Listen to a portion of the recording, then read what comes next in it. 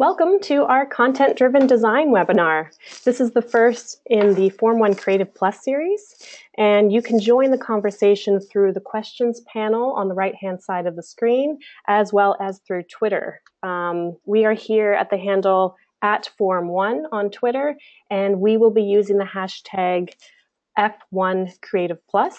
You don't need to remember that. We're going to make sure that that last bit with the hashtag is going to remain on the footer of each of the slides. So let's get started by telling you a little bit about us. My name is Christina Crawley, and I'm the Director of Marketing here at Form 1, and I'm going to be moderating today's webinar. Also here with me are Sara Tetreault, our Senior Creative Strategist with nearly a decade of experience in building brands, as well as Corey Jones, a Senior Designer on our creative team. As a little background on Form 1, we are a global full-service digital agency, and we work with mission-driven organizations to create the stunning design, smart messaging, and custom-built technologies and tools that they need to realize their goals and extend their influence. We're headquartered here in Alexandria, Virginia, and we also have offices in Washington, D.C., Seattle, Washington, and Cologne, Germany. Form 1's Creative Plus series is a new series, and so we've just recently launched it in order to explore the intersection of creative design and other areas of practice. So this includes content, as we're going to be discussing today, analytics, user experience, technology, and this is all to help you strategize an approach for your digital spaces. Over the course of this year, our experts will be holding workshop series, conducting webinars such as this one, sharing blog posts, and hosting meetups. So in fact, the Creative Plus Content webinar that we're doing today in this focus area is the first part of the series, and so we're really excited to be here and launching it through this webinar. And so with that, I'm going to be passing the baton over to our content and design experts, Sara and Corey. Thanks, Christina. Thank you. And thank you for everyone joining on the line. So I would like to start us off by asking a rhetorical question. So what's going on with this website? Quick disclaimer, this is actually a fictional site we've designed for the purposes of this webinar. First of all, to answer my own question, it's not immediately clear what's going on here. I'm going to be brutally honest, though. I think the design looks old, the logo looks like maybe a child created it. It's not clear where I should go or what I should do. There's too much information in the hero area, and it's not giving me any clear calls to action. So there's really no clear story, and the content is not well written. What we want to do today is talk about how this type of design can be avoided or upgraded.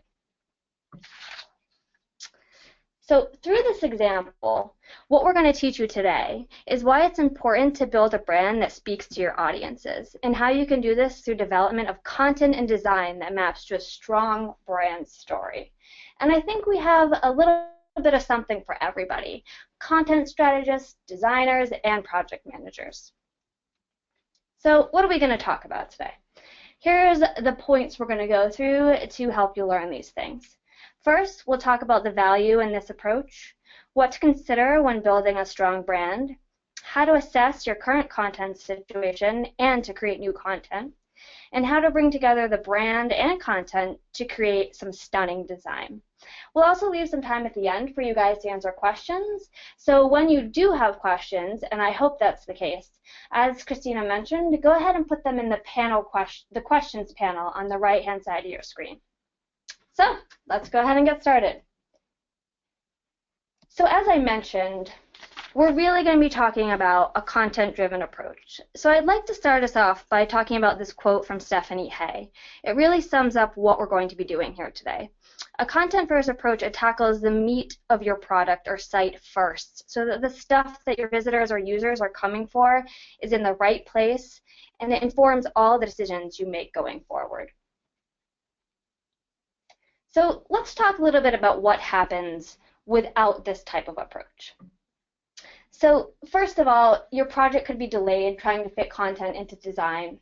Last-minute content changes really require you to go back to the drawing board and consider what you've designed as it might fit into your content.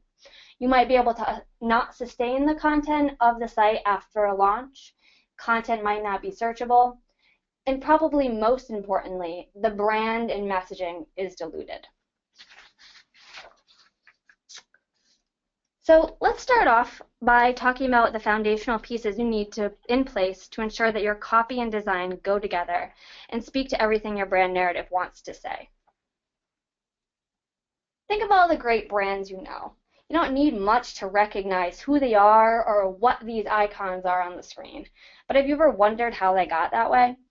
A lot of thought went into these brands to make them recognizable as they are today.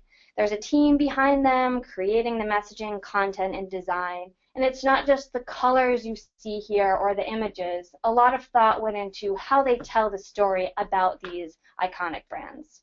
So what does this mean? What elements are the foundations of these logos? So building a brand consists of some basic elements to being successful and making sure that everybody is operating from the same foundation. So the brand attributes are how you want your users or visitors or anyone looking at your brand to perceive it, and what kinds of adjectives would best describe you.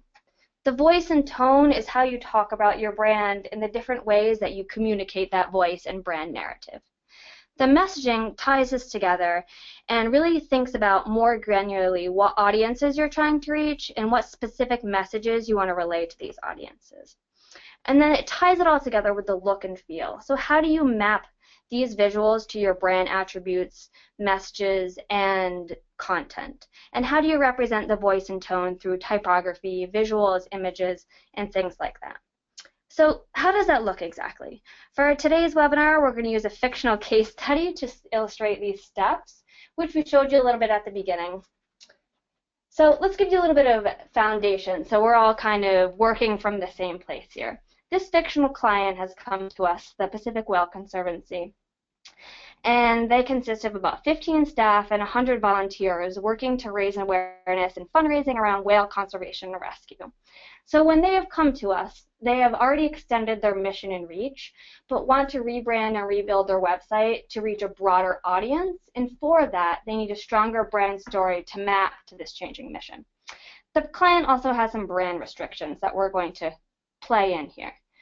They're rebranding, but they want to maintain a few basic things about their brand. They want to keep a circle, they want to include a whale, and they do like the playful nature of their current logo.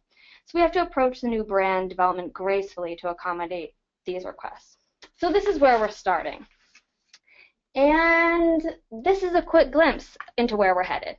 Now, let's take a deep dive, that pun is fully intended, into how we can get there. So the first thing we'd want to do, and this is applied to a new brand or updating an old one, is to determine how we can match the tone, messaging, and design to the organization's goals. So through a series of workshops and internal brainstorming sessions, these are some of the high-level questions we would want to look to answer to figure out how we would tackle the new brand, in this case, updating what PwC is currently in place, and considering how their target audiences have grown and how we can tailor our messages to reach them. So, based on those questions, we have developed a voice and a primary messaging architecture. So what these will do is help us guide how we talk about the brand and where we will position content on the page for a desired call to action. These should be visited often, and really they help guide all the decisions around content and design creation. So Corey, could you tell us a little bit about what your role as a designer would be at this point in the process? Absolutely. First, let me say, isn't it exciting to be a designer today, and also to be working on this project to change the world and even possibly save whales in the process. I'm super excited about this, and while it's a fictitious client here, we treated it very real. So we went through all those motions of gathering information, client discovery, and we developed a brand story that spreads these messages through tagline, logo, color, brand attributes. Some of the brand attributes that we identified are modern, engaging, clean, authentic, empowering, and tying those to visuals that connect with the foundation as well as the look and feel we want to go going forward. We did that through logo, tagline, and you're going to see a little bit more of a deep dive into some other elements such as the website going forward. But first, let's go back to Sarah so she can sort of go through some strategy on assessing and creating content based on core brand attributes. Thanks, Corey. So now that we have this brand foundation in place, it's time to start figuring out what content is needed to map to these messages and attributes and voice to make sure that we're communicating the organization's messages most effectively. So the first thing would be to figure out what content do you have. So in conducting a content audit, you would want to answer some very basic questions. You can go further into this, but for today's purposes, we're going to keep it fairly high level. So the first thing you want to determine is what do you already have? What kind of content can be repurposed? What needs to be deleted? What needs to be created? And a content audit is a really good place to start. So this will help you figure out what's on existing pages and whether it can be reused. At this point, you could also really start to develop a list of content types and how they'll be used on the pages as they map to the messaging and their user needs to what they have to find. So also a content creator can work at this point with the user experience team, and we'll talk a little bit about that later as well, to understand the best way to place this content on a page and how it matches with the defined calls to action. So once you have a better idea of the handle or a better handle on the content you have, you can start mapping it to your messaging and determining where there's a dearth of content that needs to be created to map here. So these are three main areas that you want to ensure you are really checking on regularly to make sure that the quality, the messaging, and the page goals are in place.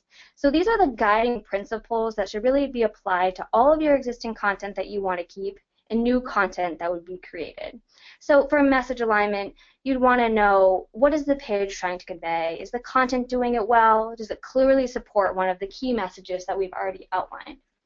For the quality, does it follow writing for the web best practices? Does it apply the voice and style guide that you've determined as part of the brand foundation? And does it use user-centric language that will bring you to the page goals? So does the content support a clear user action that maps to the overall site goals that you've developed in your discovery process? So now that you have a clear direction on what you need to create, you need to be clear on how you will create content for the site. So choosing a content prototyping model at the outset will help you determine how to move forward with your design. There are a lot of ways to think about prototyping content. Creating draft content that maps your updated messaging and site goals is what we generally recommend and what we'll be using for this example, and will allow you to be most flexible as you move through the design process. So at this point, you also want to be sure to clearly catalog and mark which content is draft, when it becomes final, and how to achieve the messaging quality and call to action standards that you've created for the team. So for PCW, we've decided to entirely recreate the homepage copy. And so what we've shown here is a checklist of these three types of quality buckets and how we would determine those. So we've developed some homepage content for the hero area. We're using our tagline, safe waters, safe whales. We know that there's going to be a hero image there. We're going to start to think about that because your images are absolutely part of your content. We'll pull into the design and direct the design, but we really want to think about how the content will map to those images initially. And so we have our copy here as well. So what we want to do is kind of go through these three pieces. Does this content map to the defined messages for this section of the page, which we've defined as the first two? Does this content fit into our defined voice for the page? And also, does this spur a defined action based on page goals?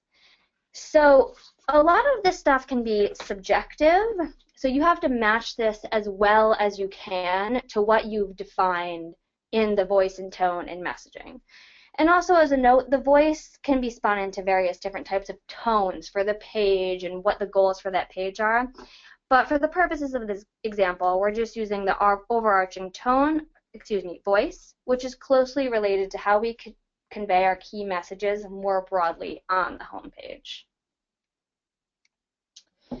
So going back to some more logistical pieces on the content, you'll also want to ask yourself some key questions just beyond the 3 pillars of message, quality, and call to action.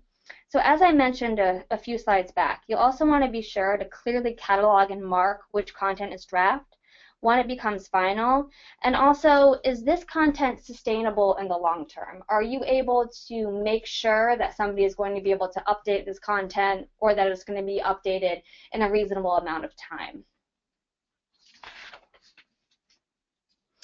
So one other note I would like to make as you're creating your content and figuring out what content you have is that your content doesn't live in a vacuum. You really want to think about other places that your content might live or that you might be pulling content from, because this really plays into your overall brand story, the cohesiveness of the narrative, and really how you're delivering that content. So here are some additional questions that you might ask yourself as you're looking at these types of content. What are the main sources that they're coming from? What content on the site actually comes from other sources? Are there any related or valuable non-digital content that you would want to repurpose, such as printed collateral, posters, those types of things?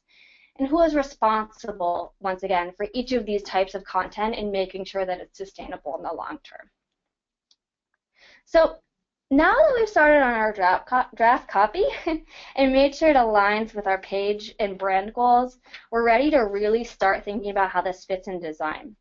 So this is where content really starts to come to life, where we have a great opportunity to marry the two and ensure that everything we create strengthens the brand narrative. So while much of the work to this point has been around the building and growing of a brand and the creation of content that speaks to that brand, we would want to revisit the messaging, voice, and goals of the site so each member of the team is operating from the same place. So while you do that, you kind of start to bring in other pieces of the team, as I mentioned before, the UX, the design team, and start to work very more collaboratively than you were at the beginning of creating the content. So now I'm going to turn it over to Corey to talk about, as a designer, what he would be doing during this part of the process. Absolutely. So let's take a look at the logo refinement and a bit about our reasoning behind the direction that we headed in. So on the face of it, you're looking at their old logo and you're thinking, he's a likable character. It's something that you can identify with. It is clear to what they do. You can kind of get the idea that it has something to do with whales. But what it's missing is that sort of professional quality that's going to allow them to scale their business. So keeping the similar colors in mind, the blues, the aqua colors, and using a strong typeface that really showed off that name, and also incorporating this sort of tagline that really ties back to those brand attributes. Some of the initial client notes for the logo were that they wanted to make sure that it included a whale. They really thought that the whale is a key part, and it makes sense. But they wanted to approach this a little bit differently. They didn't want it to be whimsical because they knew that their audience was changing and they needed a different direction. So keeping that all in mind, we were able to come up with something that's a little bit more refined, simple, and still to the point. So in the next few slides, we're going to go into easy ways to engage and take action. We're going to capture emotion through visuals, and the website, using the website as sort of a platform to reach out through social media and different channels. So you'll see that throughout the entire design. So let's just go into it. Okay, Sara touched on like how at this point there's sort of a convergence between strategy, UX, and design.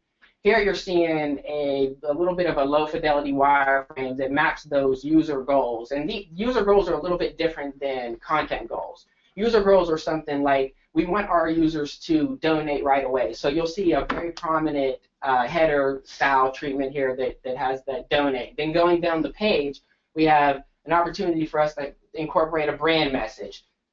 Going further down, showing our mission. Then we pulled out sort of an element called a feature grid, in which we're going to use as an opportunity for us to connect socially and bring our brand message out externally beyond just the website. Then going down a point to capture users' emails and to be able to further extend our message through email marketing and other channels that exist out there. Okay. So here you're seeing a zoomed-in version of the home page. It's free of any obstruction. The message is clear. This is our first opportunity where we're introducing the tagline, Safe Waters, Safe Wells. It's clear, it's concise, it's to the point, and people get it right away, and it really sets the tone for the experience to come below. Going forward, we're going to show you a couple more areas of the website, but I like to show these in different scenarios. So as a website, we want to think about, and this is, let me go back here. We talked about the first website. Some people may look at that and say, well, it's not crazy bad, but what was missing there? So a couple things. It was missing that brand story, that brand experience. It was missing those clear calls to action. There was boxes here, boxes there, and while they may have been organized neatly on the page, they weren't going anywhere, and they weren't saying anything specific. So, and not to mention, it was an unresponsive website. So it kind of had it dated in that sense, while it might have been somewhat of a decent design. So let's not totally bash it here. And we want to treat this as a true case study, as if it was any sort of client project. And we would never go in and bash any sort of client project, but we want to approach this very strategically and make sure we're very clear about why we're doing the things that we're doing. So if you want to go to the next slide here, we wanted to zoom in on our feature wall, as we're calling it. So this is an element that we sat with UX and we planned out our content strategy, and we thought that a very simplified feature grid wall where we can show off these multiple messages and really give us the opportunity to extend beyond just the website that we're looking at now, but like how would we go extend into social media? So we came up with a clean water initiative, and we tied to getting people in the community involved in this initiative, and really tying those different brand messages in a more holistic way that's a little bit more engaging and impactful. So let's go back to what we were talking about earlier. What were the benefits of considering content first? So with this approach, the project now is on time because we're not having to go back and replace any of the content. Any of the last-minute changes are minor and affect the project only minimally. So all new content has a work stream attached to it, as we discussed earlier in the content creation phase, and has been considered for the overall sustainability of the site. Also, all content has been considered through Corey's conversation of wireframes and the different types of content, starting from the piece where we started even thinking about the images and how they map to the copy. So it's searchable, and people can look through it, and it maps to all of the goals. But most importantly, the brand is strong. The presence of the brand is really strong through a thoughtful pairing of the content that we've created and the design we've used to illuminate it. So, what have we learned here today? If you go away with nothing from this conversation, what I would like you to really understand is that content is at the core. Users come to your site or use your product for the content, and the design is there to facilitate an ease of use. Branding of your site, of your organization, of everything that you do is key. So your users really respond to a brand that clearly relates your messages and are aligned with clear calls to action. So mapping content to messages. All content should serve a purpose. If it doesn't, it shouldn't be there. This goes back to our 3 circles that we had with the messaging architecture, the quality, and the page goals. Everything should map to that. If it doesn't, it probably shouldn't be there. And building visuals on content. The design of your site really is what helps your user understand the story that you're trying to tell about your brand and illustrates everything that you're trying to do to push them through the site to take a desired action. So with that, I'm going to turn it back over to Christina to start fielding any of your questions.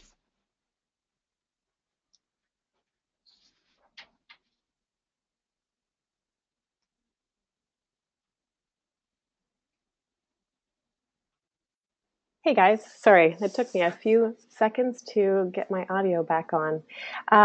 So this is great. We've got a number of questions already, and so we'll be able to have a decent amount of time to get through them. So our first question is, we redesigned our brand about a year ago, so how do we figure out how to work with it and still do things better?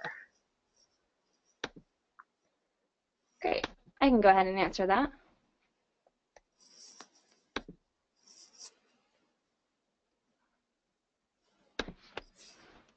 Okay, 1 second. Sorry about that. So you don't really have to be rebranding to take this approach. What we showed is really the process from start to finish. And most people in that situation where you're kind of just re-upping your brand and refreshing it and making it better, don't really have the framework already set up. So this is the place where you have the most opportunity with creating new and unique messages that build on that brand. So for example, you could do this through a special event promotion, a series of social media share icons, which Corey started to allude to, or you could take updated action graphics on your website. So as a person either managing your organization brand or just working with it, this is a chance for you to really experiment and try different things while building on the core base brand assets like your logo, your color palette, your tagline, and general visual style, while really strengthening that brand story that you're trying to tell. Yeah, and I'll just add really quickly that a lot of our clients come to us with an existing brand, and it's not that their things are sort of broke or anything's broken in particular, but we would really work very closely with them to sort of cater their message and sort of shape it and give it a little bit more of a targeted, strategic direction. Because a lot of times they have all these pieces, but they just don't really know how to put them together. So it's definitely something that we do on a day-to-day basis, and I think there's a lot of clever ideas that we can come up with, and that's something that you could even learn in our upcoming workshop. Okay, great. There was a question here, just kind of a general question about what is UX, and so maybe just a quick definition of what that is exactly and how that applies to design and content. Sure, that's a great question. So the way that you can think of UX stands for user experience, and I'm going to use kind of a more accessible example. When you go to a grocery store, for example, the way that the grocery store is set up is very intentional to move you through the store to pick out certain things that you're trying to buy. So the way that applies to a website is we really take a look at what it is we're trying to put on the page, what things that we're trying to get the user to know, and what actions we want them to take. So while we're doing that, we're considering what that experience looks like to the user and really trying to apply different styles and setups to the actual page. Yeah, that's absolutely correct. And I will just add in one thing as well, that none of these things sort of exist on their own. Especially here at Forum One, we're very collaborative in our approach, and it's often, the lines are often blurred across all of our different disciplines, because the only way for this to truly succeed is if we're all working together for the same goal. So I think user experience is a hugely important piece to that puzzle.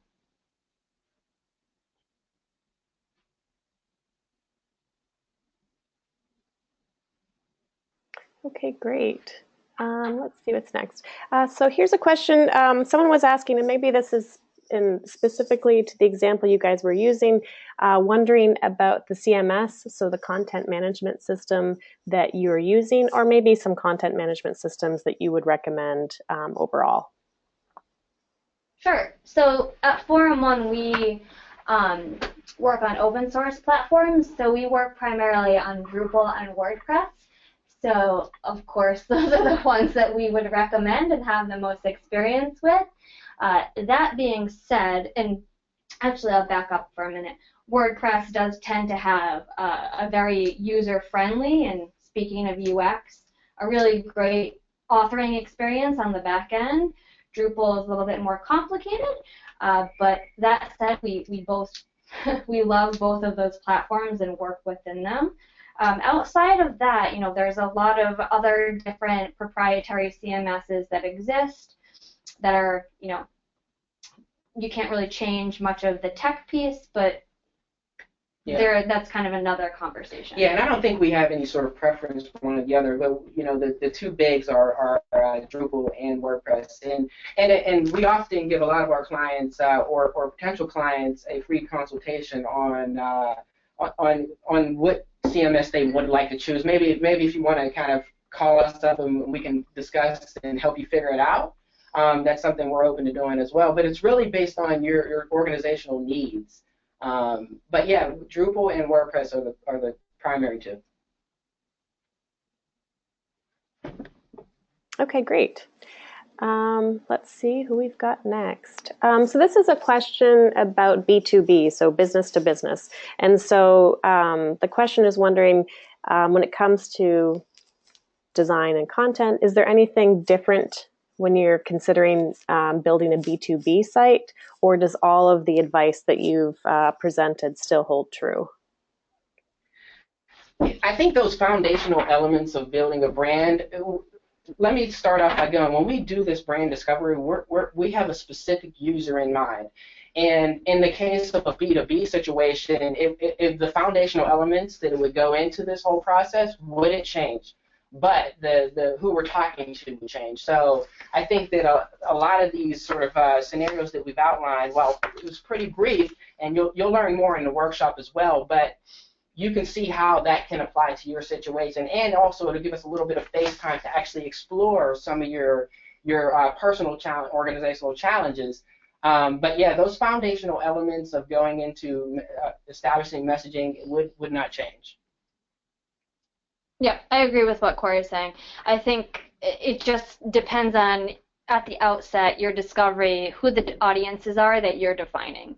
So, while the messages and the brand representation might change, that's what you'll find out during discovery and audience analysis to really make sure that what you're doing is targeted, whether that be, to an audience that is for a nonprofit, or an audience that's for a particular product, or if that's B2B. Yep. Okay, and again, if there's also follow-up questions to any of those, feel free to type those in. So let's go to our next question. This question is wondering, what is the difference between voice and tone? You mentioned this in the webinar. If you could kind of talk about the differences there. Sure. So the voice is the way that you speak. So I use the example of myself. I'm going to speak in pretty much the same voice all of the time. You're always going to know that this is Sarah, and I'm talking to you about a certain thing, but I'm speaking with my voice. Tone is how you're talking in different situations. So the way that I'm talking to you guys right now is not necessarily how I would talk on the phone to my mother. So the tone is really how you adjust your voice to achieve different types of things, or to speak to various types of audiences, or say you have one type of page. In the example we use, we might have one page that's a little bit more serious, another page that's kind of fun. We're going to keep our voice, but we're going to change our tone.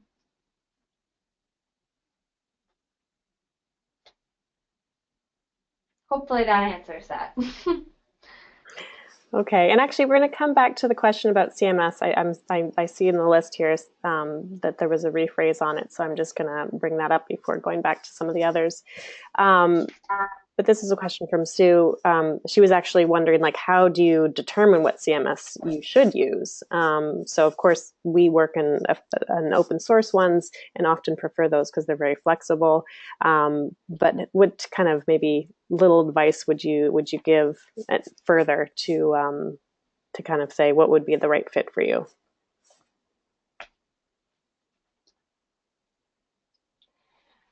So I think that that's probably a little beyond the scope of what we're discussing here. I think what we're talking about today could be applied to any type of CMS.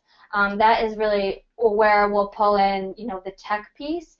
We actually have another piece of this series called Creative Plus Tech, which will talk about the front-end development specifically. But in that one, hopefully, we'll go a little bit into the CMS piece and how you kind of consider the authoring experience and development. So as far as me and Corey's work go, that's not totally applicable. Yeah, and I think that's absolutely fair. I mean, because we can go in many different directions on the values of each and sort of break it down, but ultimately, it goes back to what your needs are. And I think that, you're going to see in some of our future Creative Plus webinars and workshops that you'll learn a little bit more about CMS, and that's definitely something that we can touch on a little bit later. Okay, great.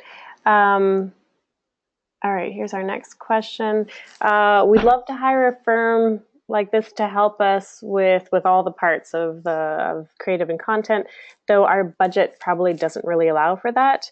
How can we do some of this on our own and then maybe get help on the other parts? So that's a great question, and actually a lot of organizations are in that same situation. Many teams are a team of one or few people trying to manage this entire advocacy and communication piece that we talked about today, and that's a huge amount of work.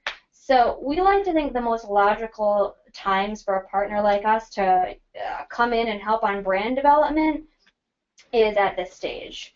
So this is true whether you're changing your logo, if you're keeping the logo that you have, but refining your messaging. We set up a holistic plan for you to kind of assess that and figure out how you can build that brand going forward. So I think that some of these things that we talked about you can definitely do on your own with a little bit of guidance. So if you do have a very small budget, a firm like ours or other creative agencies can help guide you, but you would be doing a lot of the discovery work on your own. Also a lot of clients work with us kind of on a monthly basis, and that's kind of another update. And we work with them on high-level strategy, as I'm saying. So we would give you guidance on, or any creative firm really could give you guidance on how you could apply these things, and then you would do the actual work to move forward with them.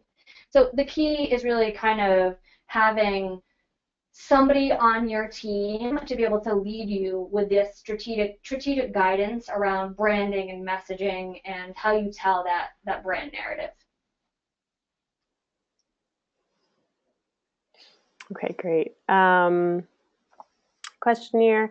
How would you adapt this strategy for daily content updates when time and staff resources are limited? Yeah, sure. So I think, anything like this, some initial discovery goes into it. So you're going to have to spend a little bit of time defining these things.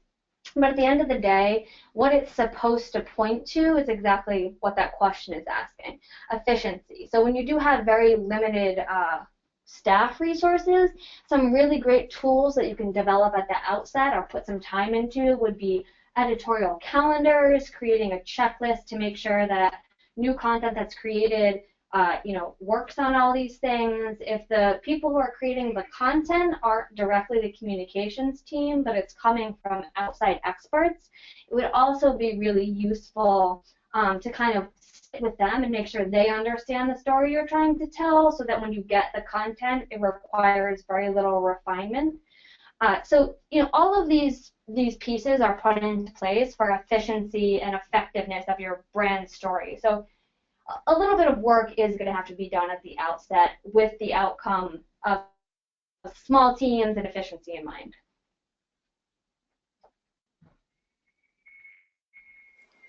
Okay, let's see. We've got a number of questions. This is great. So from Diana, what do you do to coordinate the key messages and branding when there are too many contributors? That's actually a really great question. So this happens a lot. there are often too many stakeholders or stakeholders with disparate opinions about what something should be. So what I've done in the past is when you hold a workshop at the very beginning of discovery, you really want to make sure that all of those people are in the room and that all of their opinions and ideas about the brand are validated and heard. So, we might do some sort of workshop on, what audience wants to hear what. Some person might have something that's totally different than what other people are asking. And so we would just want to make sure that they understand, one, how that's different, two, why that can't be tied in, or to figure out a way to actually tie that in. So the easy answer to that is bringing in, everyone that's necessary early in the process so that they have agency to be involved in the branding and the brand story to the degree that their input is useful. Would you add anything to that, Corey? Yeah, I mean, I think you pretty much nailed it. I think once it's a fine line here. So, once we do establish that, decision making becomes a lot easier going forward because then we have a set of goals and principles to sort of guide us through the rest of our materials going forward. But yeah, it's just a fine balance, and it's definitely a little bit of work. Okay, great. All right. From Miki, so she's quoting, all content should serve a purpose. If it doesn't, it shouldn't be there. So if a client isn't willing to let go with the content they are married to, how do you handle that? So that's a tough one. This does happen sometimes. And, it's kind of just a fact of life. Sometimes there's a difficult person who doesn't want to go with your guidance. I kind of go with the mantra that you give the guidance and the reasoning behind why that guidance is sound, and if they don't want to apply it, that's kind of on them. So Yeah. The way in the past that I've tried to broach this with clients is to show them, either through analytics later down the line or current analytics of something if they're trying to, we're advising them to get rid of something, to show them against the other analytics on the site that it really doesn't need to be there and it's not providing any value. That said, you're going to provide all of this and you're creating it in an ideal world. There's definitely at some point going to be some content on the site that doesn't serve any purpose, and there's not always something you can do about that. I know that's not the best answer, but I think proof that it should or shouldn't be there, whether that be through these goals that we've already determined or analytics, is the way that I would try to approach it. And sometimes it's just digging a little bit deeper into what are they really trying to say and what are they trying to do here. And it's not that they're being difficult for the sake of being difficult. It's just they have a really strong opinion or reason why they want to say or show or do anything, whatever the medium. I think that they have opinion. Maybe it's just maybe it's just something personal, such as this is my logo or my tagline. I came up with this and I feel really close to it. But like digging a little bit deeper and asking questions from different angles will allow you to sort of extract why they're saying that, and then that sort of opens up that open dialogue may open them a little bit to doing something different or taking a new approach. But I think it's a lot of it's psychology. A lot of it is just understanding why people are making the decisions that they're making. Yeah, that makes sense. Okay, so our next one here from Lisa. If you were to bring significant changes to your brand, such as a new brand board, how much time would you spend on that before launching the new concept? So I'm gonna answer this the way from what I think you're referring to. So you're how do we go from an existing brand to a new brand, and when's the right time to launch that brand? I think that you have to really put in a lot of time and effort to go from one brand. It's not an easy transition to go from one existing brand to the other because there's a lot of factors you have to consider. Is there any brand equity already established with the current brand? Do you have a current user base that really connects with it? And, it requires a lot of research and a lot of time and planning. And I guess the best time to roll it out is literally when it's fully baked. I mean, think about it. You want to make sure everything is on point, on key, and thoroughly tested. So doing some sort of focus groups and sample testing, we're able to make sure that new brand message is going to connect with our future or current audience just as well as the old one did or didn't do.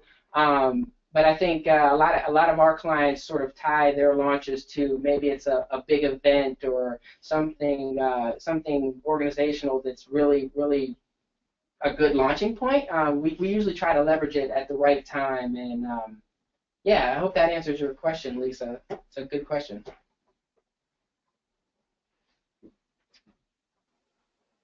Okay, great.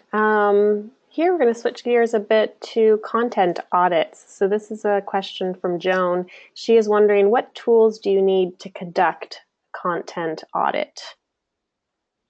Sure. So we actually, for our client content,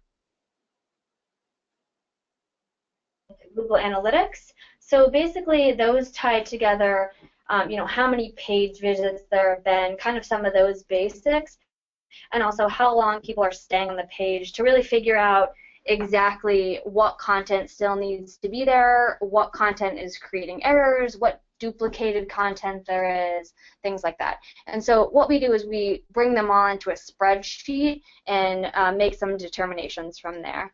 If it's a larger website, we have separated them out into individual page sections instead of just kind of doing the whole site at once.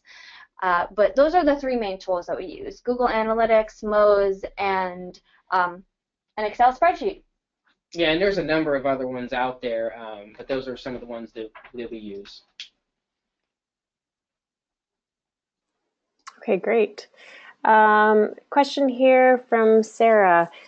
She's wondering if you could speak to methods used, and perhaps this might be in another presentation of the series, to determine how you determine where users will go, how users will react, what actions and takeaways from the site or from their visit.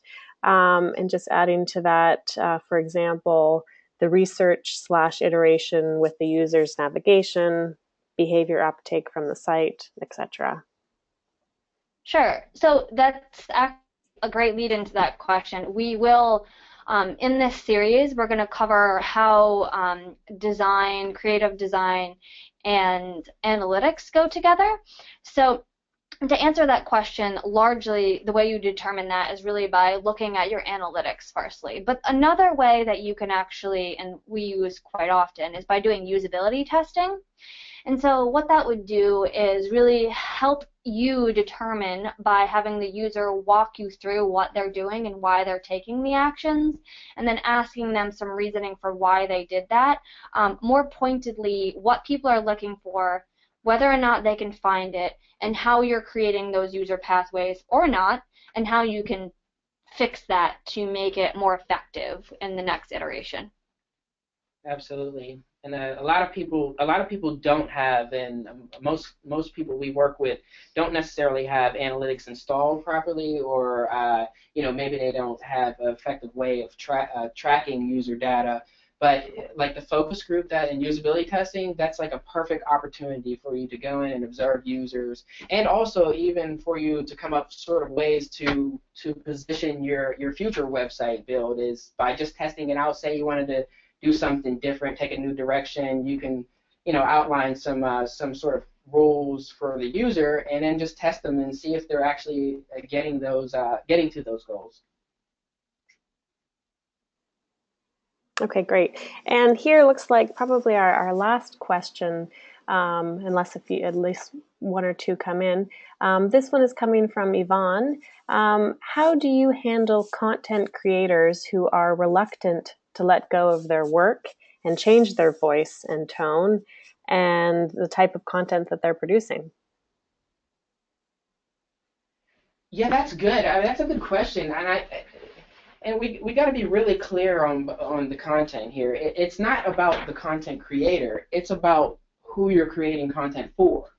And I think that that's where it comes down to. Like, it's really about the user, and we're writing for a specific audience. This is not an open. Your website is not necessarily a place for you to go and blog about your own personal views. It's just a way for you to. I don't know. I guess it's a tough question because a lot of people take their work very, very personal, and maybe they want to write in a certain style that's a little bit more creative, but maybe that's not right for your audience. And so I would point back to, while it's fairly subjective, I would point back to those three circles with the kind of three pillars of all of your content: the messaging, the quality, and also the calls to action. If they are writing something that doesn't fit within those three buckets, as Corey is saying, you need to address that with them to show them the benefit of doing that, how it blends and kind of creates a thread of a brand story that they otherwise might not be doing.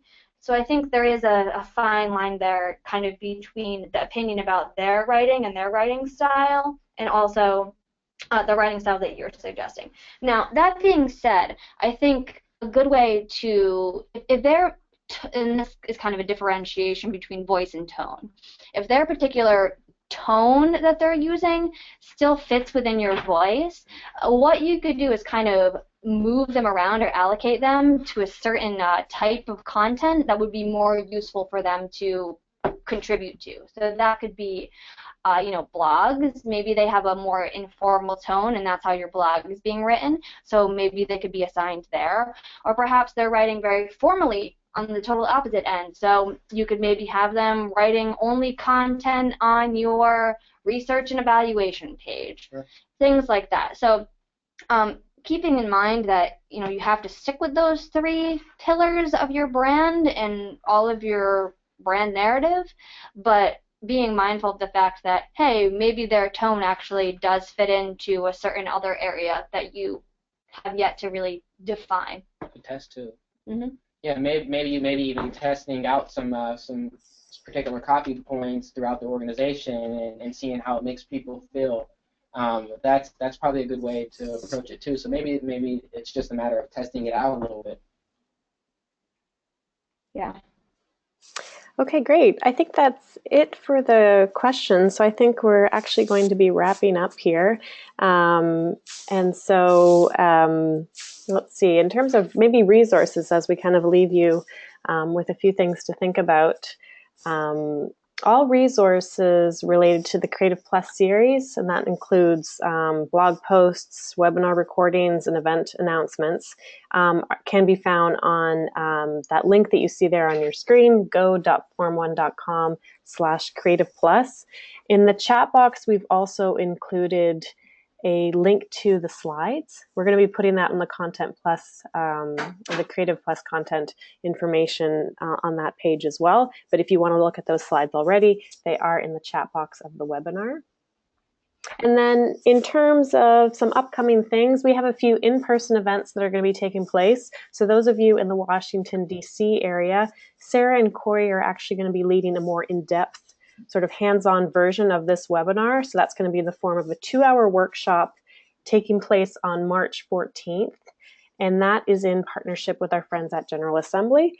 So if you want to register for that, go to that link that you see there on the screen. And then we're also going to be running similar events later in March and April, as well in Seattle, Chicago, and New York City. So if you are in any of those geographical areas, stay tuned because we're going to be putting that information up shortly. And again, for those of you joining us live, we'll be keeping you posted on all of these events through the Form 1 newsletter. But again, you can find all the information on the Creative Plus series on that link there on the screen. So with that, thank you again for being part of today's webinar. Thanks to our wonderful presenters, Sarah and Corey, for getting through that information and through a lot of really great questions. We really appreciate all that. And we wish you a wonderful afternoon. So take care, everyone. Thank you. Okay, bye.